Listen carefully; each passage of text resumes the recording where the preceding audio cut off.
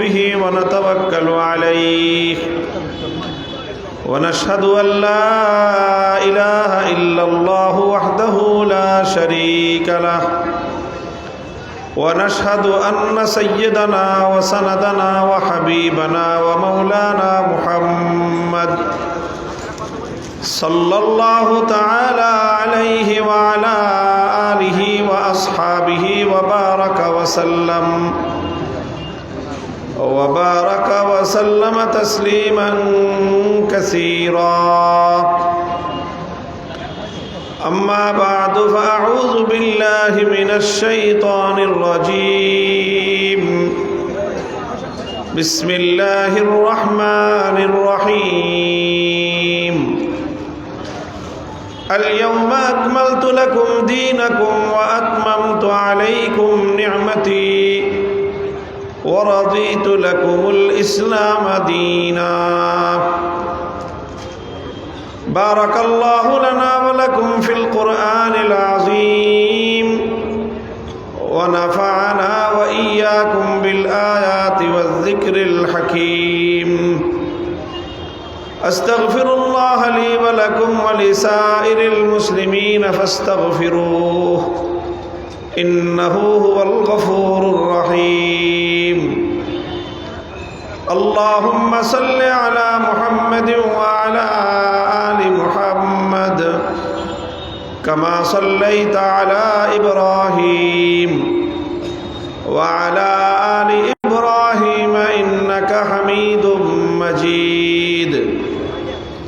اللهم بارك على محمد وعلى آل محمد كما باركت على إبراهيم وعلى آل إبراهيم إنك حميد مجيد.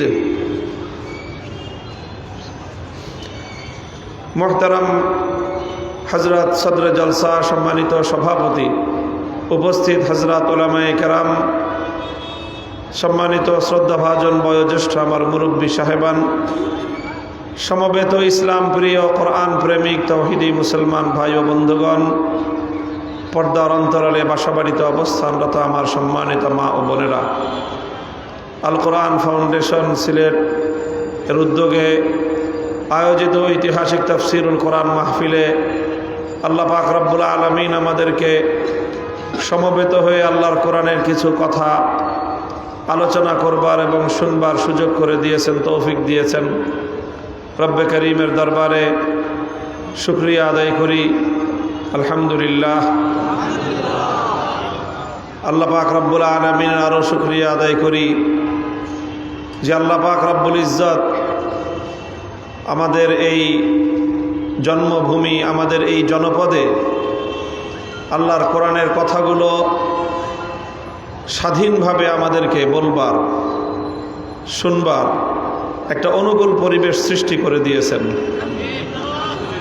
এমন একটা সময় অতিবাহিত হওয়ার পর যখন চাইলেও উলামায়ে কেরাম অনেক কথা বলতে পারতেন না, কোরআনের অনেক কথার উপর অঘোষিত নিষেধাজ্ঞা জারি করা হয়েছিল এবং সমাজ এবং রাষ্ট্র ব্যবস্থায় কোরআন বিরোধী এমন একটি অপশক্তি জাতির বুকের উপর জগদ্দল পাথরের মতো চেপে বসেছিল, যেই সময়ে ইসলামের বিজয়ের কথা, ইসলামের রাষ্ট্র এবং রাজনীতি সংশ্লিষ্ট কথাগুলো জাতির সামনে উচ্চারণ করাটা এটা ছিল মস্ত বড় একটা অপরাধ। এবং এই কথা যে সকল আলেমরা আলোচনা করতেন, সে সকল আলেমরা ছিল সেই সময়ের শাসক গোষ্ঠীর দৃষ্টিতে সবচেয়ে বড় অপরাধী। তাদের পরিচয় ছিল তারা সন্ত্রাসী, তাদের পরিচয় ছিল তারা জঙ্গিবাদী, তাদের পরিচয় ছিল তারা উগ্রবাদী, তাদের স্থান ছিল কারাগারের অন্ধকার প্রকোষ্ঠ, তাদের জায়গা ছিল কারাগারের সেই প্রাচীর ঘেরা অন্ধকার জগৎ। আল্লাহ পাক রব্বুল আলামিন এই পরীক্ষাগুলো পার করে, এই দুঃসময়গুলো অতিক্রম করে আল্লাহ পাক এই জাতির জীবনে একটা সুসময় দান করেছেন।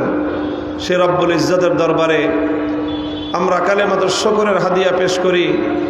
হৃদয়ের গভীর থেকে আমরা আল্লাহর দরবারে, মহান রব্বে পাকের দরবারে আমরা আন্তরিকভাবে গভীরভাবে মনোযোগের সাথে শুকরিয়া আদায় করি। আল্লাহ যেন আমাদের এই নিয়ামতকে দীর্ঘায়িত করে দেন। এ জাতির কপালে আর যেন কোনোদিন এমন দুর্দিন না আসে যে মানুষ চাইলেও কোরআনের সব কথা শুনতে পারবে না, কেউ চাইলেও কোরআনে পাকের সব কথাগুলো বলতে পারবে না। এমন দুর্দিন যেন এ জাতির কপালে আর না আসে। যাদের জন্য এই দুর্দিন এসেছিল আল্লাহ পাক তাদেরকে হেদায়েত নসিব করুন। তারা আবার পাক্কা ইমানদার হয়ে, মুসলমান হয়ে, মুমিন হয়ে, কোরআনের পক্ষের হয়ে সমাজে ফিরে আসুক। তাদের জন্য আমাদের এই শুভকামনা রইল। মুহতারাম হাজিরিন, আপনারা বিভিন্নভাবে শুনেছেন এবং ঘোষক তিনি আমার ব্যাপারে বললেন, এবং বাস্তবিক অর্থেই আপনাদের এই প্রোগ্রামে, এই মাহফিলে অংশগ্রহণ করতে পারবো কিনা আমি নিজেও এই ব্যাপারে সন্দিহান ছিলাম। হঠাৎ অসুস্থতাজনিত কারণে হাসপাতালে পর্যন্ত ভর্তি হতে হয়েছে। আল্লাহ পাক রব্বুল আলামিন অতি দ্রুত অল্প সময়ের মধ্যেই সুচিকিৎসার উসিলায় আল্লাহ সুস্থ করে দিয়েছেন, আলহামদুলিল্লাহ। আমি আপনাদের সম্মুখে কোরআনে পাকের সে ঐতিহাসিক আয়াতাংশ তেলাওয়াত করেছি, সূরাতুল মায়েদার 6 নম্বর আয়াতের অংশ বিশেষ, যেটি কোরআনে পাকেরই শুধু নয় বরং আল্লাহর পক্ষ থেকে অবতীর্ণ সকল ধর্মগ্রন্থের মধ্যে একটি অনন্য নজিরবিহীন আয়াত। যেই আয়াতের মতো আয়াত কোরআনের পূর্বেকার কোনো আসমানি গ্রন্থে নাজিল হয়নি।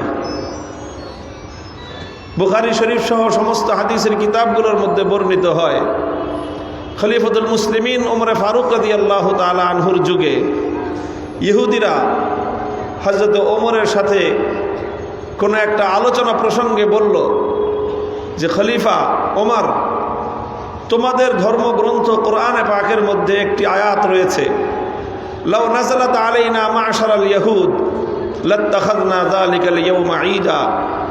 সেই আয়াতটি যদি তোমাদের কোরআনে নাজিল না হয়ে আমাদের তাওরাতে নাজিল হতো, সেই আয়াত নাজিল হওয়ার সৌভাগ্যবান তোমরা মুসলিম জাতি না হয়ে আমরা ইহুদি জাতি যদি হতাম, লাত্তাখাযনা যালিকাল ইয়াওমা ঈদা, তাহলে এই আয়াতটি যেই দিন নাজিল হতো, যেই দিন নাজিল হয়েছে, সেই নাজিল হওয়ার দিবসটিকে আমরা জাতীয়ভাবে, ধর্মীয়ভাবে আমাদের জাতীয় দিবস হিসেবে আমরা উদযাপন করতাম।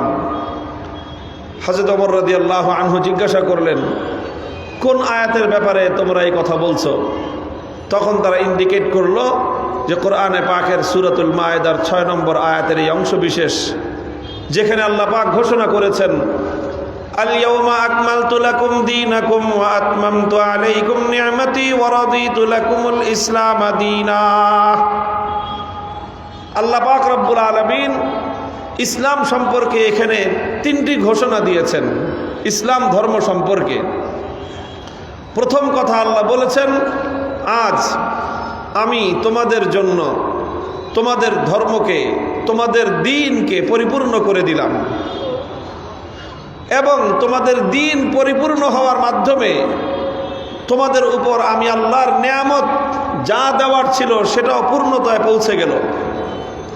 ওয়া রাদিতু লাকুমুল ইসলাম দীনা, এবং জীবন ব্যবস্থা হিসেবে ইসলামের উপর আমি আল্লাহ আমার স্যাটিসফ্যাকশন, আমি আল্লাহ আমার সন্তুষ্টি, আমার তৃপ্তির ঘোষণা দিয়ে দিলাম যে আমি আল্লাহ নিজে সৃষ্টিকর্তা হিসেবে আজকে পরিতৃপ্ত হয়ে গেলাম যে আমি যেই জীবন ব্যবস্থাটা মানব জাতিকে দিতে চেয়েছি সেই জীবন ব্যবস্থাটা পরিপূর্ণ হয়ে গিয়েছে।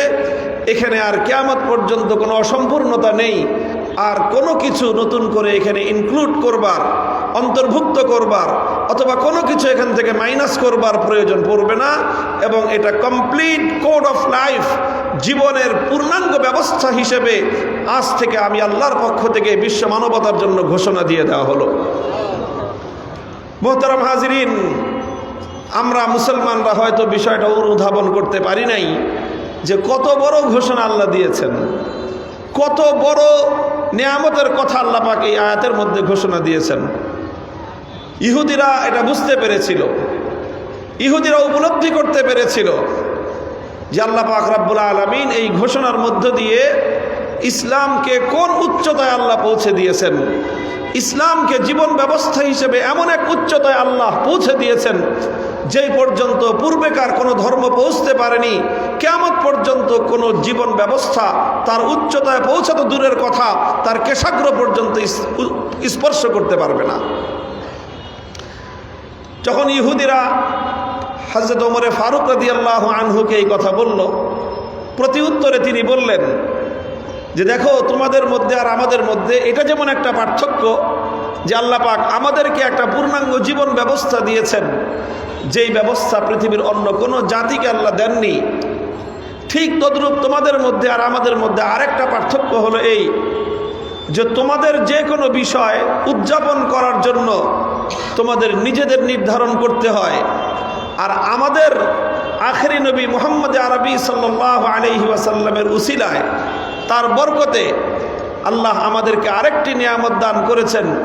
সেটা হলো কোনটা আমরা উদযাপন করব, কিভাবে উদযাপন করব, সেটাও আল্লাহ আমাদের নির্ধারণ করার অপেক্ষায় থাকেন না, বরং আল্লাহ নিজের পক্ষ থেকে আমাদের জন্য উদযাপন করার আয়োজনটাও করে দেন। তোমরা তো বলছো যে এই আয়াত নাজিল হওয়ার দিবসকে স্মরণীয় করে রাখার জন্য তোমরা সেই দিনটাকে জাতীয় উৎসব হিসেবে পালন করতা। এবার শুনো যে এই আয়াতটা আমাদের জন্য যেদিন নাজিল হয়েছিল সেই দিনটা কেমন ছিল। সেই দিনটা ছিল সপ্তাহের 7 দিনের মধ্যে সেরা দিন, ইয়াউমুল জুমআ। সেই দিনটা ছিল বছরের 360 দিনের মধ্যে সেরা দিন, ইয়াউমে আরাফা, জিলহজ মাসের 9 দিন, 9 তারিখের দিন। সেই দিনটা ছিল এমন একটা সময়, আল্লাহর নবী মুহাম্মদুর রাসূলুল্লাহ সাল্লাল্লাহু আলাইহি ওয়াসাল্লামের জীবদ্দশায়ের একটা গোল্ডেন মোমেন্ট, একটা সোনালী সময়, স্মরণীয় সময়, নবীর জীবনের সবচেয়ে গুরুত্বপূর্ণ একটা মুহূর্তকে আল্লাহ পাক নির্বাচন করে নিয়েছিলেন সেই আয়াতটি নাজিল করার জন্য। এবং সেটা এমন একটা জায়গায় অবতীর্ণ হয়েছিল, এই ভূপৃষ্ঠের মধ্যে কোনো বিবেচনায় সেই জায়গা থেকে উত্তম আর কোনো জায়গা হতে পারে না। সেটি হলো আল্লাহর নবী যখন বিদায় হজের সময় আরাফার ময়দানে উকুফরত অবস্থায় জাবালে রহমতের উপর আল্লাহর নবী দাঁড়িয়েছিলেন। ওই সময় আল্লাহ পাক রব্বুল আলামিন জুমার দিন, আরাফার দিন, জিলহজ মাসের 9 তারিখ আরাফার ময়দানে আল্লাহর নবী সমস্ত সাহাবায়ে কেরাম নিয়ে হজের সবচেয়ে গুরুত্বপূর্ণ আমল আরাফার উকুফরত অবস্থায় জাবালে রহমতের উপর আল্লাহ পাক এই আয়াত নাজিল করেছেন। কাজেই আমরা আর কি উদযাপন করব? পৃথিবীতে এর চেয়ে কোনো শ্রেষ্ঠ দিন তো আর হতেই পারে না। খায়রু ইয়াউমিন তালাআত আলাইহি শামসু ইয়াউমু আরাফা, বছরের 360 রাতের মধ্যে শ্রেষ্ঠতম রাত হলো লাইলাতুল কদর, আর 360টা দিবসের মধ্যে শ্রেষ্ঠতম দিবস হলো জিলহজ মাসের 9 তারিখ আরাফার দিবস। সেই দিনকেই আল্লাহ পাক এই আয়াতটি নাজিল করার জন্য নির্বাচন করেছেন। অর্থাৎ আল্লাহ পাক এই আয়াতটিকে এমন একটা দিন নাজিল করেছেন যেই দিন এই বিশ্ববাসীর সামনে ইসলামের সর্বোচ্চ বিজয়ের যে আনুষ্ঠানিকতা উদযাপিত হচ্ছিল। আল্লাহর নবী মক্কা বিজয় করেছেন, মক্কা বিজয় করে পবিত্র মক্কাকে সমস্ত শিরক জাহিলিয়াত থেকে মুক্ত করেছেন, পবিত্র মক্কার প্রতি ইঞ্চি মাটিকে সমস্ত মূর্তি এবং শিরকি সংস্কৃতি থেকে মুক্ত করেছেন। 1 বছর পর্যন্ত আল্লাহর নবী মক্কাকে পবিত্র করেছেন। পুত পবিত্র করার পর আল্লাহর নবী তার 23 বছরের জীবন দিয়ে গড়া সাহাবায়ে কেরামের পবিত্র জামাতের পূর্ণ সদস্যদেরকে নিয়ে মক্কার দিকে তিনি হজের সফর করেছেন। সেই হজের সফরের সবচেয়ে গুরুত্বপূর্ণ দিন আরাফার দিন, আরাফার মাঠে জাবাল রহমতের উপর উকুফরত অবস্থায় আল্লাহ পাক রব্বুল আলামিন এই আয়াতটি নাজিল করে ইসলামের ইতিহাসের সর্বোচ্চ স্বর্ণ মুহূর্তে আল্লাহ সবচেয়ে গুরুত্বপূর্ণ ঘোষণাটি দান করেছেন। আল-ইয়াওমা আকমালতু লাকুম দীনাকুম ওয়া আতমামতু আলাইকুম নি'মাতি ওয়া রাদিতু লাকুমুল ইসলাম দীনা। ভাই, আমাদের বাংলা ভাষায় একটা কথা বলে যে যদি এমনিতেই কোনো ভালো কোনো নেয়ামত পাওয়া যায় তো মানুষ সেটা পায়ে ঠেলে দেয়। মানুষের মাগনা পাইলে মানুষের কাছে কদর হয় না, দাম হয় না, মূল্য হয় না। এমনিতে আমরা পেয়েছি ইসলাম নামক সর্বশ্রেষ্ঠ জীবন ব্যবস্থা, পূর্ণাঙ্গ জীবন ব্যবস্থা, আল্লাহর নিকট মনোনীত একমাত্র জীবন ব্যবস্থা। এটা পাওয়ার পরে মুসলিম জাতি যদি এর কদর বুঝতে না পারে, তারা যদি এর মূল্য বুঝতে না পারে, তাহলে এ জাতির জন্য এর চেয়ে দুর্ভাগ্য আর কিছুই হতে পারে না। পরম আশ্চর্যের ব্যাপার হলো এই, মুসলমানদের ঘরে ঘরে ঘরে আজ এমন পোড়া কপালি অসংখ্য অগণিত যারা ইসলামের ঘরে জন্ম নিয়েও ইসলামের সৌন্দর্য বুঝতে পারে না, ইসলামের ঘরে জন্ম নিয়েও ইসলামের শ্রেষ্ঠত্ব অনুধাবন করার মতো চিন্তা শক্তি, বোধ শক্তি তাদের নাই, ইসলামের অনন্য সৌন্দর্য দেখার মতো দৃষ্টি শক্তি তাদের নাই, ইসলামের শ্রেষ্ঠত্ব উপলব্ধি করার মতো হৃদয় তাদের নেই। আল্লাহ পাক রব্বুল আলামিন তাদের এই অন্তর চক্ষুকে বধির করে দিয়েছেন, অন্ধ করে দিয়েছেন, তাদের শ্রবণ শক্তিকে আল্লাহ বধির করে দিয়েছেন, হৃদয়গুলোতে আল্লাহ পাক তালাবদ্ধ করে দিয়েছেন। আমরা তাদের জন্য হেদায়েতের দোয়া করা ছাড়া আর কিছুই করতে পারি না। ইসলামের এই যে শ্রেষ্ঠত্ব, যে ইসলাম হলো একটা পূর্ণাঙ্গ জীবন ব্যবস্থা। পূর্ণাঙ্গ জীবন ব্যবস্থা বলতে আমরা কি বুঝি, আমি আজকে এই বিষয়টায় একটু আলোকপাত করব। আপনারা ধৈর্য সহ শুনবেন, স্লোগান দেওয়ার জন্য ব্যতিব্যস্ত হবেন না, স্লোগান দেওয়ার জন্য ব্যতিব্যস্ত হবেন না। স্লোগান দেওয়ার আলোচনা সবসময় করি, আজকেও হয়তো শেষ দিকে যদি আমার আলোচনা সেই পর্যন্ত যায়, স্লোগান দেওয়ার মতো কিছু কথাও হবে, কিন্তু এর আগ পর্যন্ত বুঝবার মতো ধীর সুস্থে শান্ত চিত্তে কিছু কথা বলবার মতো সময় সকাল রাত 10টার মধ্যে আমাকে দিয়ে দিছে মাহফিলে। এই জন্য আমি আল কোরআন ফাউন্ডেশনের আয়োজকদেরকে ধন্যবাদ জানাই। সব সময় তো আমার কপালে 11টার পরে আপনার সময় জুটান, যখন মানুষ অস্থির থাকে শুধু স্লোগান দেওয়ার জন্য, তখন আর ধৈর্য সহকারে কোনো কথা শুনবার মতো মানুষের ধৈর্য থাকে না। তো ভাই, ইসলামের এই যে সৌন্দর্য, অনন্যতা, সেটা হলো ইসলামের পূর্ণাঙ্গতা। ইসলামের একটা অনন্য সৌন্দর্য হলো ইসলামের পূর্ণাঙ্গতা। বলেন সবাই, ইসলামের পূর্ণাঙ্গতা। ইসলাম যে পরিপূর্ণ, এটা হলো ইসলামের সর্বশ্রেষ্ঠ সৌন্দর্য। ইসলামের সর্বশ্রেষ্ঠ সৌন্দর্য হলো ইসলামের পরিপূর্ণতা। এই ইসলামের পরিপূর্ণতার অর্থ কি? ইসলামের পরিপূর্ণতার দুটো দিক। একটা হলো একজন ব্যক্তি মানুষের জীবনে তার দোলনা থেকে তার কবর পর্যন্ত তার জীবনে যা কিছুর প্রয়োজন হয়, প্রত্যেকটি বিষয়ে ইসলামের পক্ষ থেকে সুস্পষ্ট নির্দেশনা রয়েছে। কি করতে পারবে, কি করতে পারবে না, কোনটা করা উত্তম, কোনটা করা অনুত্তম, কোনটা করার অনুমতি আছে, কোনটা করা প্রহিবিটেড, কোনটা নিষিদ্ধ, সব বিষয়ে খোলাসা করে আল্লাহ পাক রব্বুল আলামিন ইসলামের মধ্যে বর্ণনা করে দিয়েছেন। সুতরাং এখানে কোনো কিছুই নতুন করে অন্তর্ভুক্ত করার যেমন সুযোগ নাই, ইসলাম থেকে কোনো কিছু মাইনাস করারও সুযোগ নাই। ইসলামের এই পূর্ণতা গুরুত্বপূর্ণ দুটো দিক হলো, একটা দিক ইসলামের মধ্যে যেরকম একজন মানুষের ব্যক্তি জীবন, তার পরিবার জীবন সংক্রান্ত বিভিন্ন দিক নির্দেশনা রয়েছে, পূর্ণাঙ্গ একটা দিক নির্দেশনা রয়েছে, ঠিক তদ্রূপ ইসলামের মধ্যে মানব জীবনের অর্থনৈতিক কার্যকলাপ সংক্রান্ত যত নির্দেশনার প্রয়োজন, ইসলামের মধ্যে একটা পূর্ণাঙ্গ অর্থ ব্যবস্থার নির্দেশনা রয়েছে।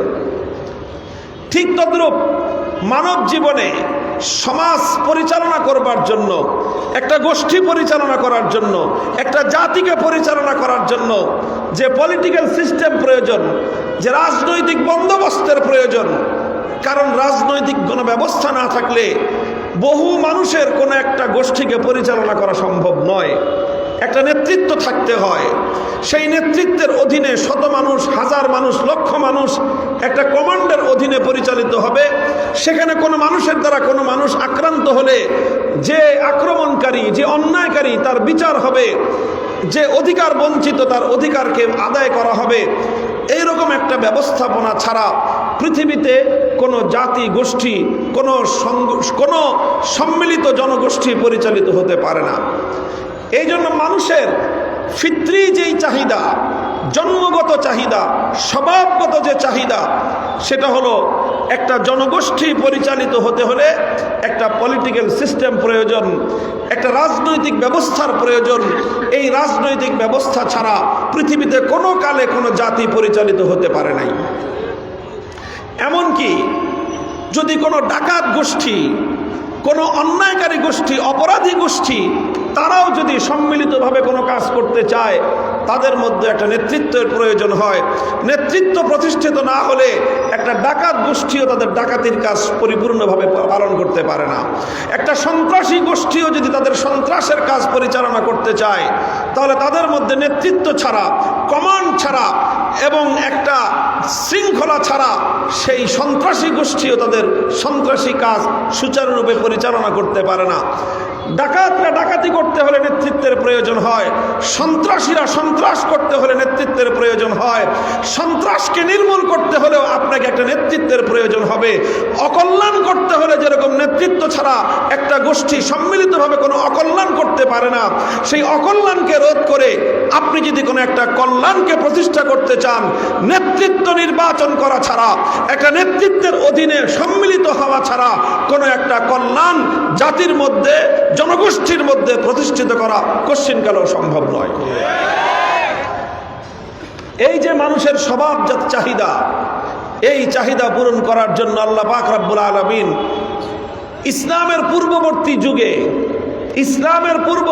যুগগুলোতে আল্লাহ পাক রব্বুল আলামিন পূর্ণাঙ্গ কোনো সিস্টেম দেন নাই, বরং আল্লাহ তার নিজের পক্ষ থেকে নেতা নির্বাচন করে দিতেন। বুখারী শরীফ সহ সমস্ত হাদিসের কিতাবগুলোর মধ্যে হাদিস বর্ণিত হয়, ইন্না বানি ইসরাঈলা কানাত তাসুসুহুমুল আম্বিয়া কুল্লামা হালাকা নাবিয়্যুন খালাফাহু আখার ওয়ালা নাবিয়্যা বাদি ওয়া সায়াকুনু খুলাফাউ ফায়াকসুরুন। আল্লাহর পয়গম্বর বলেন, আমার পূর্বে আল্লাহ পাক রব্বুল আলামিনের পক্ষ থেকে নবী প্রেরিত হতেন। নবী আল্লাহ নিজে সিলেক্ট করতেন। কোনো ইলেকশনের মাধ্যমে নবী নির্বাচিত হতেন না, বরং স্বয়ং আল্লাহর পক্ষ থেকে নির্বাচনের মাধ্যমে, নির্ধারণের মাধ্যমে, সিলেকশনের মাধ্যমে আল্লাহ পাক রব্বুল আলামিন নবী প্রেরণ করতেন। আল্লাহ যাকে নবুয়ত দান করতেন, যেই জাতির জন্য আল্লাহ যাকে নবী হিসেবে প্রেরণ করতেন, সেই জাতির জন্য, সেই জনগোষ্ঠীর জন্য, সেই জনপদের জন্য তিনি নেতা হিসেবে আল্লাহর পক্ষ থেকে নির্ধারিত থাকতেন। তিনি হতেন আল্লাহর পক্ষ থেকে এই জমিনে আল্লাহর প্রতিনিধি। এই জন্য প্রত্যেক নবীকে যেরকম বলা হতো নবিয়ুল্লাহ, কোন কোন নবীকে বলা হতো রাসূলুল্লাহ, প্রত্যেক নবীর আর একটা অভিন্ন উপাধি ছিল খলিফাতুল্লাহ। প্রত্যেক নবী আল্লাহর জমিনে আল্লাহর খলিফা হতেন। প্রত্যেক নবী আল্লাহর জমিনে আল্লাহর খলিফা হতেন, মানে আল্লাহর প্রতিনিধি হতেন। অর্থাৎ নেতা কে হবে এটা আল্লাহ পাক দুনিয়ার মানুষের উপর ইলেকশনের দায়িত্ব না দিয়ে আল্লাহ নিজে সিলেকশনের মাধ্যমে নেতা নির্ধারণ করে দিতেন। আল্লাহ নবী বলতেছেন, আমি তো আল্লাহর পক্ষ থেকে সিলেক্টেড সর্বশেষ নেতা, আমার পরে আল্লাহর পক্ষ থেকে সিলেক্টেড নেতা আর হবে না। এবার সামনে তোমাদেরকে ইলেকশনের মাধ্যমে নেতা নির্বাচন করতে হবে। কথাটা বুঝেন, আল্লাহর পক্ষ থেকে শেষ নবী, সর্বশেষ সিলেক্টেড নেতা। সর্বশেষ সিলেক্টেড নেতা দুনিয়াতে অতিক্রান্ত হওয়ার পর কিয়ামত পর্যন্ত এই বিশ্ববাসীর যে নেতৃত্ব, সেই নেতৃত্ব কিভাবে পরিচালিত হবে, সেজন্য আল্লাহ পাক রব্বুল আলামিন শেষ নবীর মাধ্যমে একটা ইলেকশন পদ্ধতি দিয়েছেন। এর আগ পর্যন্ত আল্লাহ নিজে সিলেকশন করেছেন। শেষ নবী চলে যাওয়ার পর এই দুনিয়ার মানুষের সঙ্গে আল্লাহ পাকের সরাসরি যোগাযোগের যে বন্দোবস্ত, সেটা কাট আপ হয়ে গেছে। কিয়ামত পর্যন্ত আল্লাহর পক্ষ থেকে সরাসরি দুনিয়ার মানব জাতির প্রতি আর কোনো ওহী আসবে না, আর কোনো নির্দেশনা আসবে না।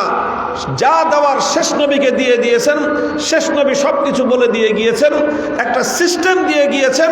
সেই সিস্টেমের মাধ্যমেই কিয়ামত পর্যন্ত মানব জাতির এই যে একটা ফিতরি ব্যবস্থা, একটা ফিতরি তাকাজা, তার যে স্বভাবজাত একটা চাহিদা, যে একটা নেতৃত্ব নির্বাচন করে একটা সিস্টেমের মাধ্যমে বিশ্বকে পরিচালনা করা, আল্লাহ পাক রব্বুল আলামিন সেই ইলেকশন পদ্ধতি এবং তার নীতিমালা সম্পূর্ণরূপে ইসলামের মধ্যে সেট আপ করে দিয়ে আল্লাহ ঘোষণা দিয়েছেন যে এখন আর আমার সিলেকশনের প্রয়োজন হবে না, এখন থেকে কিয়ামত পর্যন্ত ইসলাম প্রদত্ত ইলেকশন পদ্ধতির মাধ্যমে নেতা নির্বাচিত হবে এবং সেই নেতা কিভাবে দুনিয়াবাসীকে পরিচালনা করবে আমি আল্লাহ তার নীতিমালা নির্ধারণ করে দিয়েছি। আমার দেওয়া নীতিমালার আলোকে তোমাদের পক্ষ থেকে আমার দেওয়া পদ্ধতির আলোকে নির্বাচিত নেতা দুনিয়াবাসীকে পরিচালনা করবে। এটা আল্লাহ পাকের অনেক বড় একটা নিয়ামত। এই জন্য আমি আবার ওই কথার দিকে ফিরে আসছি, ইসলামের অনন্য সৌন্দর্য হলো ইসলামের পূর্ণতা। ইসলামের অনন্য সৌন্দর্য হলো ইসলামের পূর্ণতা বা পূর্ণাঙ্গতা। আর ইসলামের এই পূর্ণাঙ্গতার অনেক দিক রয়েছে আলোচনা করবার। আজকের এই প্রেক্ষাপটে শুধুমাত্র দুটি বিষয়ের দিকে আমি দৃষ্টি আকর্ষণ করলাম, ইন্ডিকেট করলাম, পয়েন্ট আউট করলাম। একটা হলো ইসলামের অর্থ ব্যবস্থা, আর একটা হলো ইসলামের রাজনৈতিক ব্যবস্থা। এই পৃথিবীতে একমাত্র ধর্ম ইসলাম, যে ইসলাম ধর্মে যেরকম একজন মানুষ কিভাবে ইবাদত বন্দেগী করবে তার পূর্ণাঙ্গ ব্যবস্থা রয়েছে, পূর্ণাঙ্গ নির্দেশনা রয়েছে। আপনি যদি সুবহে সাদেকের সময় আমাকে জিজ্ঞাসা করেন যে হুজুর ইসলাম এখন আমাকে কি বলে, আমি বলবো ইসলাম তোমাকে বলে ঘুম থেকে উঠে তুমি ফজরের নামাজ আদায় করো। এরপরে যদি কিছুক্ষণ পরে জিজ্ঞাসা করেন যে এবার আমার প্রতি নির্দেশনা কি, ইসলাম বলবে যে তুমি জোহর পর্যন্ত রিল্যাক্সে থাকো, যখন সূর্য দ্বিপ্রহর পর্যন্ত পৌঁছে যাবে তারপরে তোমার প্রতি নির্দেশনা চলে আসবে জোহরের নামাজ আদায় করো। এরপরে নির্দেশনা চলে আসবে আসরের নামাজ আদায় করো। এরপরে নির্দেশনা চলে আসবে মাগরিব, এরপরে এশার নামাজ আদায় করো। এরপরে আবার ফজর পর্যন্ত তুমি বিশ্রাম নাও। ইসলামের পক্ষ থেকে প্রতিটি মানুষের প্রতি প্রতিদিন 24 ঘন্টায় 5 ওয়াক্ত নামাজের পূর্ণাঙ্গ নির্দেশনা আল্লাহ দিয়ে রেখেছেন। শুধু নামাজের নয়, বছর ঘুরে রমজান মাস আসলে সারা মাস রোজা রাখো, তোমার সম্পদের মালিকানা থাকলে জাকাত দাও, জীবনে একবার আল্লাহর ঘর বাইতুল্লাহর জিয়ারত করতে হজে যাও। এভাবে পূর্ণাঙ্গ নির্দেশনা রয়েছে ইবাদত সংক্রান্ত বিষয়ে। ইসলাম যেরকম মানুষকে তার ইবাদত কিভাবে করতে হবে এই বিষয়ে নির্দেশনা দিয়েছে, ঠিক তদ্রূপ ইসলাম নির্দেশনা দিয়েছে তুমি তোমার ব্যবসা বাণিজ্য কিভাবে করবে, তুমি তোমার অর্থনৈতিক লেনদেন কিভাবে পরিচালনা করবে। কারো কাছ থেকে যদি তুমি কোনো লোন নিতে হয়, ঋণ নিতে হয়, সেই ঋণটা কিভাবে নিবে, সেই ঋণটা যদি আবার তোমাকে ফেরত দিতে হয় কিভাবে তুমি ফেরত দিবে। তুমি যদি কারো কাছ থেকে টাকা নিয়ে তুমি যদি শেয়ারিং ব্যবসা করতে চাও, একজনের অর্থ আরেকজনের শ্রম, কিভাবে সেই তুমি শেয়ারিংটা করবা। অথবা দুইজন যদি পুঁজি বিনিয়োগ করে তুমি যদি কোম্পানির সিস্টেমে ব্যবসা করতে চাও, আমিও পুঁজি দিলাম তুমিও পুঁজি দিলা, দুইজন আবার পরিশ্রম করব, শেয়ারিং বিজনেস কিভাবে করবা। পরিপূর্ণ নির্দেশনা ইসলামের মধ্যে রয়েছে। এবং এই সকল সিস্টেমকে কেন্দ্র করে আজ সারা পৃথিবীব্যাপী যে ব্যাংকিং ব্যবস্থা গড়ে উঠেছে, সেই ব্যাংকিং ব্যবস্থার বিকল্প ব্যবস্থা হিসেবে ইসলাম যে অর্থ ব্যবস্থা দিয়েছে, ইসলামী ব্যাংকিং এর মূলনীতির আলোকে আজকের 21 শতাব্দীর সারা দুনিয়ার আন্তর্জাতিক অর্থনৈতিক সমস্ত কার্যক্রমকে পরিচালনা শুধু নয়, নিয়ন্ত্রণ করার মতো নির্ভুল একমাত্র ব্যবস্থা ইসলাম দিয়েছে, পৃথিবীতে আর কেউ দিতে পারে নাই। আমি শুধু আপনাদের বুঝাবার জন্য আমি এটা বলছি, কারণ আমি যখনই ইসলামকে নিয়ে আলোচনা করি তখন আমাদের অনেক ভাইয়ের মধ্যে এমনকি অনেক সরল প্রাণ অনবহিত, আমি অজ্ঞ বললাম না, অজ্ঞ বললে অনেকে মাইন্ড করবেন যে আমাদেরকে মূর্খ বললেন, আমি বললাম অনবহিত, জানেন না, খবর পান নাই। বহু মানুষ আছে অনেক জানেন কিন্তু ইসলাম সম্পর্কে জানার সুযোগ আপনার হয় নাই। অনেক পড়াশোনা করেছেন, ইসলাম নিয়ে পড়বার মতো সময় আপনি পান নাই। আপনি অনেককে জেনেছেন কিন্তু আপনার মালিকের বিধান জানবার মতো সুযোগ আপনার হয় নাই। এই জন্য আমি আপনাকে খুব কোনো দোষ দিচ্ছি না, মূর্খও বলছি না, আপনাকে অজ্ঞও বলছি না, কিন্তু অন্তত অনবহিত তো আমাকে বলতেই হবে।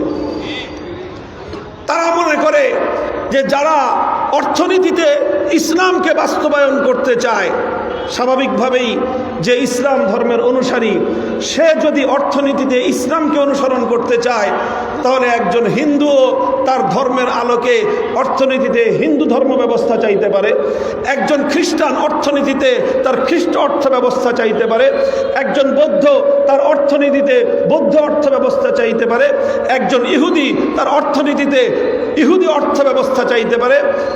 আমি তর্কের খাতিরে মানলাম, ঠিক আছে, তাহলে আমি যেরকম মুসলিম হিসেবে অ্যাজ এ মুসলিম অর্থনীতিতে ইসলামী অর্থ ব্যবস্থা আমি চাইতে পারি, অন্য ধর্মাবলম্বীরা নিজ নিজ ধর্ম অনুসরণকারী হিসেবে নিজ নিজ ধর্মীয় অর্থ ব্যবস্থা সে চাইতে পারে, ঠিক আছে, এক্ষেত্রে সমতা যদি চাইতে পারে। তাহলে এবার আমার দ্বিতীয় কথা থাকবে, ঠিক আছে, আমার ইসলাম অনুযায়ী আমি কিভাবে অর্থ ব্যবস্থা পরিচালনা করব, আমার সমাজে কিভাবে আমি অর্থ চালাবো, আমার রাষ্ট্রের মধ্যে আমি কিভাবে ইসলামী অর্থ ব্যবস্থা চালাবো, সারা দুনিয়ার বর্তমান 700 কোটি মানুষের অর্থনৈতিক সব সমস্যার সমাধান ইসলামের আলোকে আমি কিভাবে দিব, তার পূর্ণাঙ্গ রূপরেখা আমি বিশ্ববাসীর সামনে উপস্থাপন করতে পারবো।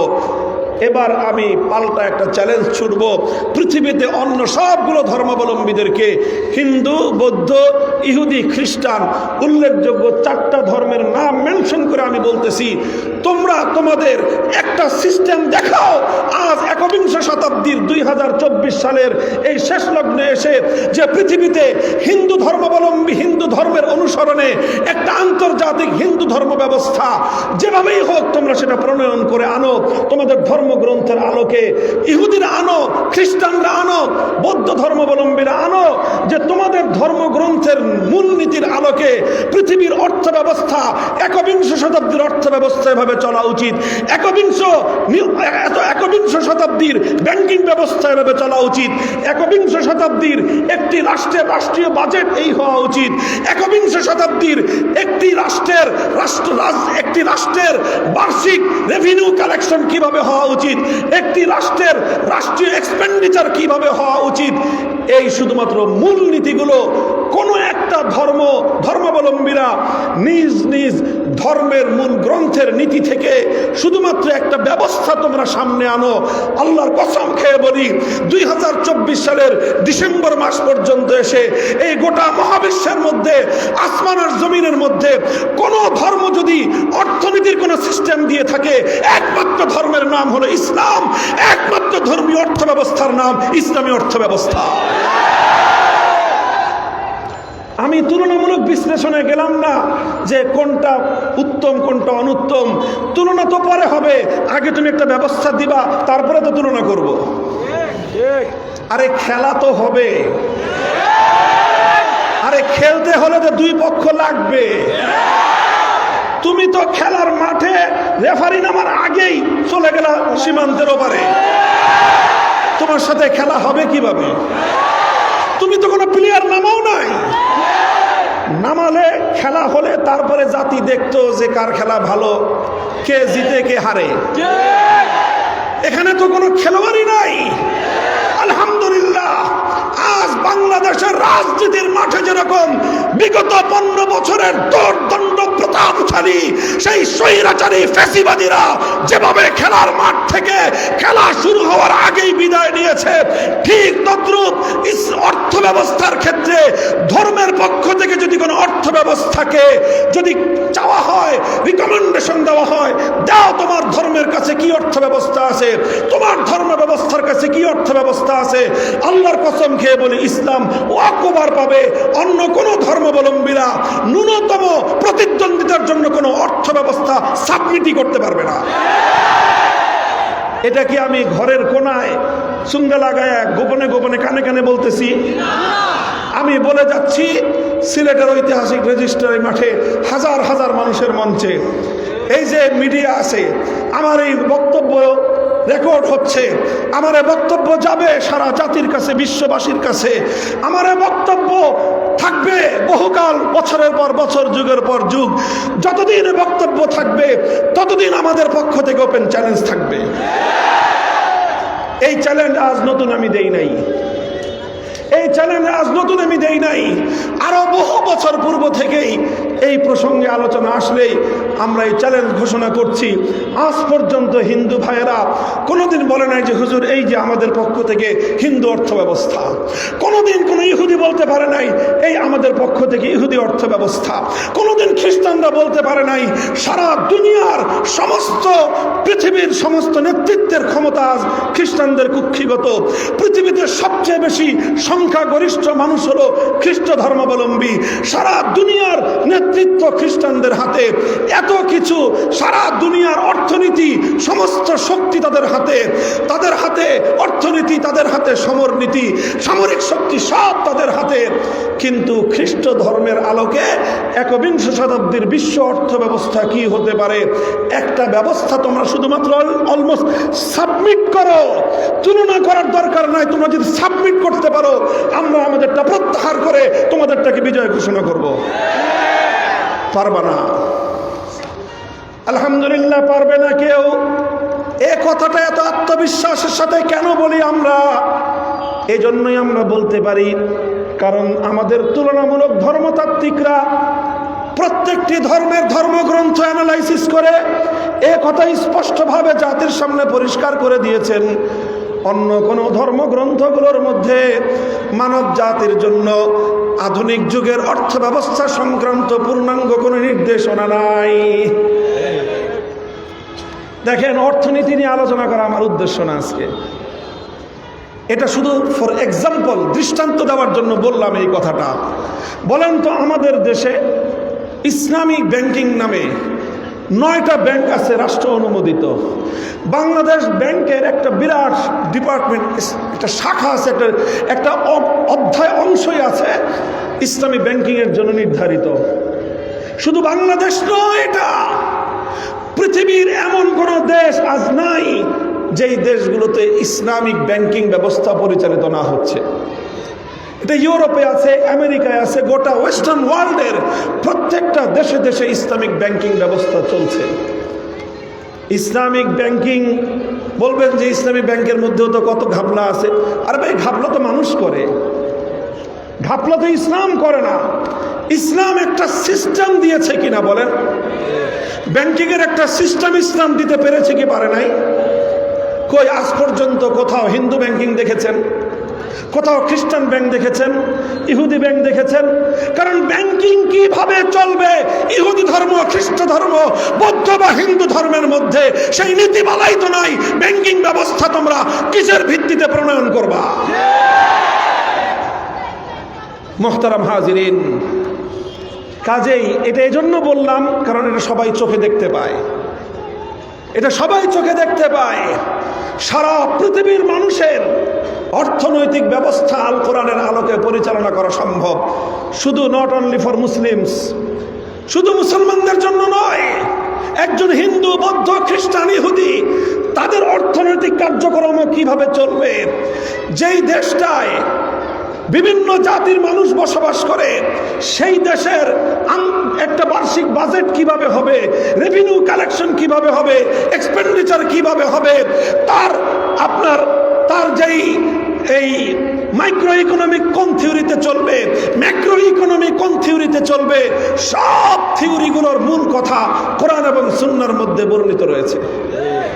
এবং সেই নীতিমালার আলোকেই ইসলামিক বেত্তা যারা, ইসলামের যারা ফুকাহা, ইসলামের যারা মুফতি, ইসলামের যারা কোরআন হাদিস বিশেষজ্ঞ, তারা কোরআন এবং হাদিসের মূল নীতির আলোকেই আধুনিক যুগের ব্যাংকিং ব্যবস্থা তারা প্রণয়ন করে দিয়েছেন। মুহতারাম হাজিরিন, ইসলাম যেরকম একবিংশ শতাব্দীর বিশ্ব অর্থ ব্যবস্থা পরিচালনা করবার মতো একটা চমৎকার ব্যবস্থা দিতে সক্ষম, ঠিক তদ্রূপ কিভাবে সারা পৃথিবীর মানুষের রাজনৈতিক ব্যবস্থা কিভাবে চলবে সেটাও একমাত্র ইসলামই দিতে পারে। বলবেন হুজুর, ইসলাম যেরকম দিতে পারে অন্য ধর্মরা দিতে পারে না?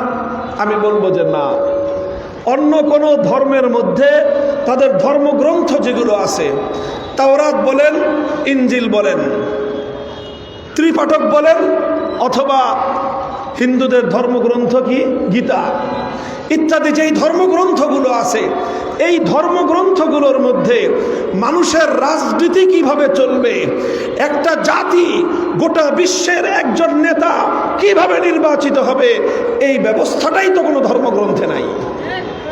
ইসলামে আছে, আলহামদুলিল্লাহ, ইসলামে পরিষ্কার আছে, সারা পৃথিবীতে মুসলমানরা একজন নেতা নির্বাচন করবে, সেই নেতা নির্বাচিত হবে, তার নাম হবে খলিফাতুল মুসলিমিন, তার উপাধি হবে আমিরুল মুমিনিন। তাকে কারা ভোট দিবে, কিভাবে তিনি নির্বাচিত হবেন, কিভাবে তার নির্বাচন বৈধ হবে, তিনি নির্বাচিত হওয়ার পর আর কোন নেতা মাথা চাড়া দিয়ে উঠলে সেই নেতার সঙ্গে কি আচরণ করা হবে, প্রত্যেকটি বিষয় কোরআন এবং সুন্নাহর মধ্যে খুলে খুলে বর্ণনা করে দেয়া আছে।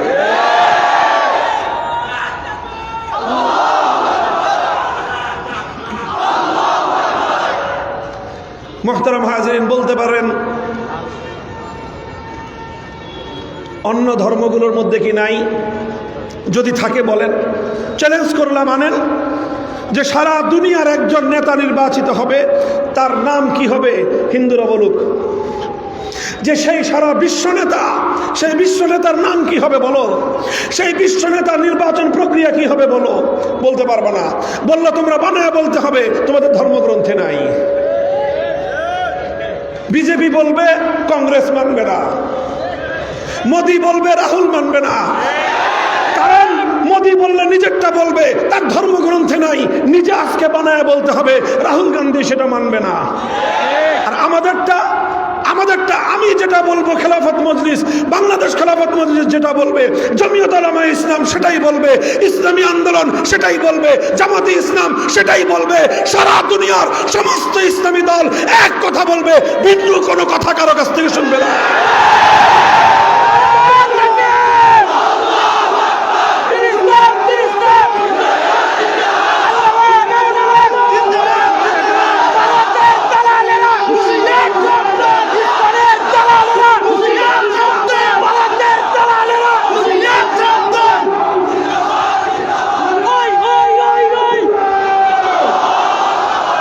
মুহতারাম হাজিরিন, ইসলামী রাজনৈতিক ব্যবস্থাটা, ইসলামই যে একমাত্র রাজনীতির একটা ব্যবস্থা দিতে পারে, অন্য কোন ধর্ম যে কোনো রাজনৈতিক ব্যবস্থা দিতে পারে না, তার একটা উজ্জ্বল দৃষ্টান্ত শুনেন। একটা স্যাম্পল তো দিলাম, একটা মূল বিষয় দিলাম। দেখেন, রাজনীতির একটা মৌলিক প্রশ্ন হলো নেতা নির্বাচন হবে কিভাবে? কথা বলেন।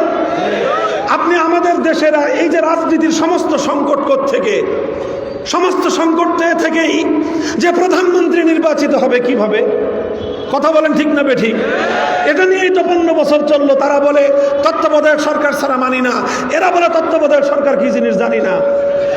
এই চলতে চলতে চলতে চলতে আজ 15 বছর পরে তিনি বিতাড়িত হলেন। এখন আবার প্রশ্ন আসছে যে তাহলে তাড়াতাড়ি রোডম্যাপ দেন, কবে নির্বাচন করবেন, কিভাবে নির্বাচন হবে, সেই নির্বাচন ব্যবস্থা সংস্কার করেন, নির্বাচন কমিশন দেন, সব কিছু দেন, তারপরে নির্বাচন দেন, তারপরে নির্বাচন দিয়ে একজন নেতা নির্বাচন করেন। এটা নিয়েই যে এত কামড়াকামড়ি। অর্থাৎ রাজনীতির মধ্যে খুব গুরুত্বপূর্ণ একটা ভাইটাল কোয়েশ্চেন হলো যে কিভাবে নেতৃত্ব নির্বাচন হবে। যদি আমাদেরকে বলেন ইসলামের কাছে হুজুর নেতৃত্ব নির্বাচনের কি পদ্ধতি আছে, আলহামদুলিল্লাহ চ্যালেঞ্জ ঘোষণা করে শতভাগ কনফিডেন্স, আত্মবিশ্বাস নিয়ে বলতে পারবো, এই মহাবিশ্বের মধ্যে আজ পর্যন্ত ইসলাম নেতৃত্ব নির্বাচন করবার যে নির্ভুল পদ্ধতি দিয়েছে, পৃথিবীর কোন সিস্টেম সেটা দিতে পারে নাই। কিয়ামত পর্যন্ত সেটা সম্ভব নয়। আরে অন্য কোন ধর্মের মধ্যে আন্তর্জাতিক বিশ্ব ব্যবস্থায় একজন নেতা নির্বাচন করার কোন পদ্ধতি তো বর্ণনাই নাই। ভুল বা শুদ্ধ তো পরের কথা, উত্তম বা অনুত্তম সেটা তো পরের প্রশ্ন। কোন পদ্ধতিই নাই তোমার কাছে যে তুমি যে বলবা যে হ্যাঁ হিন্দু ধর্মের নিয়ম অনুযায়ী সারা পৃথিবীতে একজন নেতা এভাবে নির্বাচন হবে। হিন্দু ধর্মে তার কোনো পদ্ধতি নাই, খ্রিস্টান ধর্মে নাই, ইহুদি ধর্মে নাই, বৌদ্ধ ধর্মে নাই, শিখ ধর্মে নাই, কোনো ধর্মেই নাই। থাকলে একমাত্র ইসলাম ধর্মে আছে। অন্য ধর্মগুলোতে নাই কেন, ইসলামে আছে কেন? কারণ অন্য সবগুলো ধর্ম আনকমপ্লিট ধর্ম, ইসলাম একমাত্র কমপ্লিট ধর্ম। অন্য সব ধর্ম হলো শুধু একটা কিছু বিধিবদ্ধ আনুষ্ঠানিক শুধুমাত্র পূজা অর্চনার নাম, শুধুমাত্র কিছু ইবাদত বন্দেগীর সমষ্টি হলো অন্য সবগুলো ধর্ম। আর ইসলাম একমাত্র ধর্ম শুধুমাত্র আনুষ্ঠানিক কিছু ইবাদতের সমষ্টির নাম। ইসলাম ধর্ম নয়। ইসলাম ধর্ম যেরকম ইবাদতের কথা বলে, ইসলাম ধর্ম ব্যবসা বাণিজ্যের কথা বলে, ইসলাম ধর্ম রাষ্ট্র রাজনীতির কথা বলে, ইসলাম ধর্ম আসমান থেকে জমিন পর্যন্ত বলে, আসমানের উপরেরটাও বলে, জমিনের নিচেরটাও বলে, মানুষের মাথার তালু থেকে পায়ের তালু পর্যন্ত সব ইসলাম বলে। তাহলে একটা কোয়েশ্চেনের মাধ্যমে আমি তুলনা করলাম যে নেতা নির্বাচন করবার ব্যবস্থা ইসলামে আছে। শুধু আমাদের সোসাইটির নেতা নয়, হোল ওয়ার্ল্ড, সারা বিশ্বব্যাপী নেতা কে হবে তার নির্বাচন পদ্ধতি ইসলামের মধ্যে আছে। কিন্তু বিশ্ব ব্যবস্থায় নেতা কিভাবে নির্বাচিত হবে অন্য কোনো ধর্মের মধ্যে এই ব্যাপারে কোনো ধরনের দিক নির্দেশনা নাই। দ্বিতীয় আরেকটা প্রশ্ন বলি, দেখেন আপনার কথাগুলি বুঝবেন, লক্ষ্য করে বুঝবেন। যে কারো সাথে কোনো দ্বন্দ্ব সংঘাতের প্রয়োজন নাই। সাম্প্রদায়িক সম্প্রীতির দেশ, কারো উপরে গায়ের জোরে কথা বলি না আমরা। আমার আদর্শ আমি তোমার উপর গায়ের জোরে চাপিয়ে দেওয়া, এটা আমার ইসলামের শিক্ষা নয়। লা ইকরাহা ফিদ্দীন, ক্বাদ তাবায়্যানার রুশদু মিনাল গাই, ফামান ইয়াকফুর বিত্তাগুত ওয়া ইউমিন বিল্লাহি ফাকাদ ইসতামসাকা বিল উরওয়াতিল উসকা। ইসলাম গ্রহণ করবার জন্য কোনোদিন কারো বুকের উপর গিয়ে পিস্তল ঠেকিয়ে বলতে হয় না লা ইলাহা ইল্লাল্লাহ পড়ো। জয় শ্রীরাম বলার জন্য যেরকম তোমরা আমার ভাইদের কাঁধের উপর তরবারি উত্তোলন করো, জয় শ্রীরাম না বলবার অপরাধে তোমরা যেভাবে আমাদের ভাইদেরকে নৃশংসভাবে হত্যা করো, ইসলাম কাউকে লা ইলাহা ইল্লাল্লাহ বলবার জন্য কোশ্চিনকালেও কারো ঘাড়ে তরবারি ধারণ করে নাই, ঘাড়ে তরবারি ধারণ করবার পারমিশনও নাই।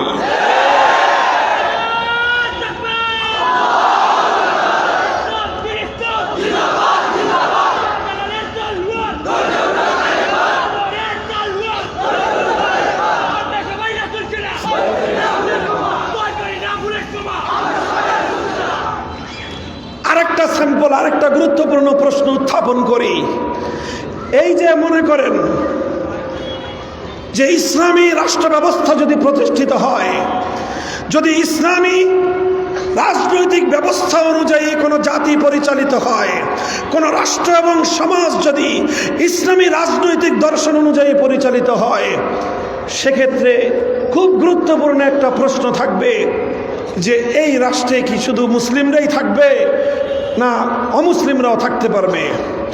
এই প্রশ্নের স্পষ্ট জবাব হলো ইসলামী রাষ্ট্র ব্যবস্থার দ্বারা পরিচালিত, ইসলামী আইন আদালতের দ্বারা পরিচালিত রাষ্ট্রে যেভাবে মুসলিমরা থাকবে, যে কোনো অমুসলিম এই রাষ্ট্রে সমানভাবে থাকতে পারবে।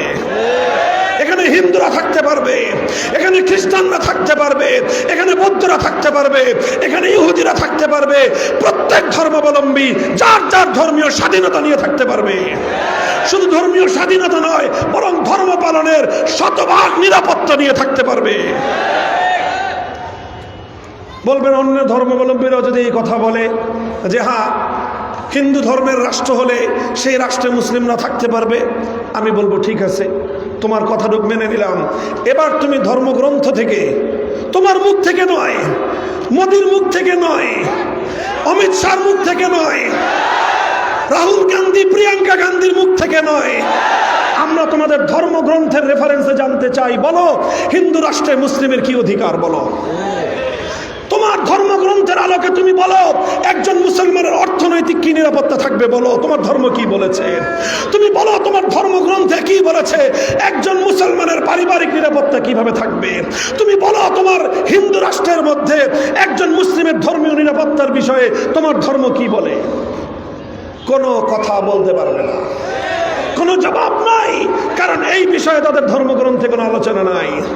এই বিষয়ে খ্রিস্টানদের ধর্মগ্রন্থে কোনো আলোচনা নাই, ইহুদিদের ধর্মগ্রন্থে কোনো আলোচনা নাই। আর যদি বলেন আল কোরআনের কথা, আর যদি বলেন আমাদের নবীর সুন্নাহর কথা, আলহামদুলিল্লাহ, আল্লাহ নবীর হাদিসের যে কোনো কিতাব খুলেন, সেই কিতাবের মধ্যে একটা নয় একাধিক অধ্যায় পাবেন কিভাবে অমুসলিমদের অর্থনৈতিক ব্যবস্থা হবে, কিভাবে অমুসলিমদের জানমালের নিরাপত্তা প্রতিষ্ঠিত হবে, কিভাবে অমুসলিমদের ধর্মীয় নিরাপত্তা প্রতিষ্ঠিত হবে, কিভাবে অমুসলিমরা অপরাধ করলে সেই অপরাধের শাস্তি কিভাবে হবে, মুসলমান অপরাধীর সাজা কি হবে, অমুসলিম অপরাধীর কি সাজা হবে, মুসলিম অপরাধী কিভাবে রাষ্ট্রকে অর্থ দিবে, আর অমুসলিম নাগরিক কিভাবে রাষ্ট্রকে অর্থ দিবে, মুসলিমরা যাকাত দিবে, অমুসলিমরা জিজিয়া দিবে। প্রত্যেকটা বিষয় এমন স্পষ্টভাবে বর্ণনা ইসলাম দিয়েছে, কিয়ামত পর্যন্ত কোনো ব্যক্তির পক্ষ থেকে নতুন কিছু বলবার প্রয়োজন নাই।